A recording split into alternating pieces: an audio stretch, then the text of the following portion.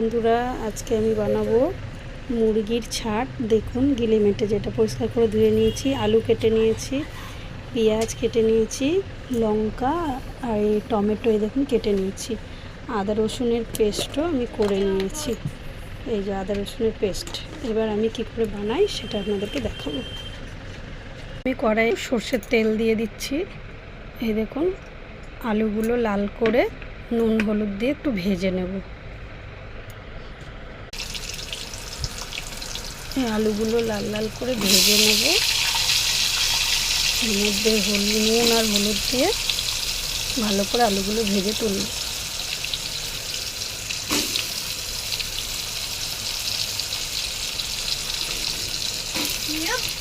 এপাশে ভাত বসিয়ে দিয়েছি। দেখুন,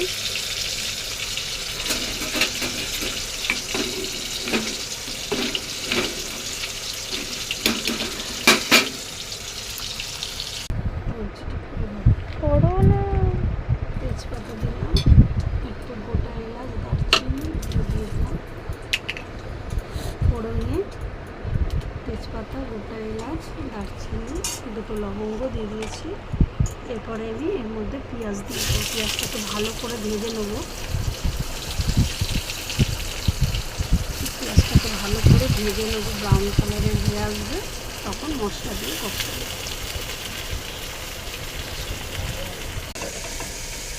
মশলাটাকে ভালো করে কষিয়ে নিয়েছি। এই দেখুন, মশলার গা থেকে তেল ছেড়ে এসছে, মানে মশলাটা কষানো হয়ে গেছে। এরপরে আমি মুরগির ছাটটা দিয়ে দেব, দিয়ে ভালো করে কষাবো। এর মধ্যে পেঁয়াজ, আদা রসুন, জিরে গুঁড়ো, কাশ্মীরি লঙ্কা গুঁড়ো, হলুদ, নুন, স্বাদ মতো নুন দিয়ে আমি ভালো করে কষিয়ে নিচ্ছি।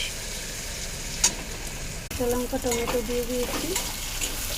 দেখুন বন্ধুরা, কাঁচা লঙ্কা টমেটোটা মশলার মধ্যে দিয়ে দিলাম। এরপরে আমি এই যে মুরগির ছাটটা ভালো করে ধুয়ে বেছে রেখেছিলাম, এটা দিয়ে বেশ করে কষাবো। আপনারাও বাড়িতে করে খাবেন, খুব ভালো লাগবে। এটা রুটি দিয়েও ভালো লাগবে, ভাত দিয়েও ভালো লাগবে। সবসময় তো মুরগির মাংস খেতে ভালো লাগে না, তাই জন্য মায়ের থেকে এরকম করে রান্না করে খেলে ভালোই লাগে।